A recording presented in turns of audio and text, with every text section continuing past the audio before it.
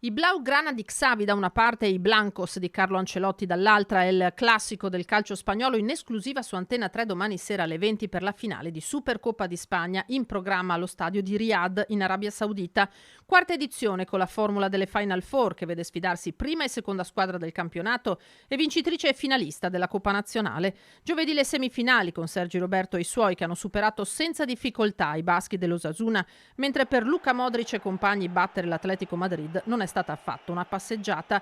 3-3 il risultato alla fine dei 90 minuti, 5-3 quello dei supplementari. E dunque classico sia domani sera alle 20 ora italiana in campo il meglio del calcio europeo che i telespettatori di Antena 3 potranno vedere in diretta. Vivendo minuto per minuto l'ennesima sfida tra madrileni e catalani, sono questi ultimi a detenere il maggior numero di trofei nella storia della Supercoppa, 14, ma il Real segue a ruota con 12 e sarà ancora un grandissimo spettacolo.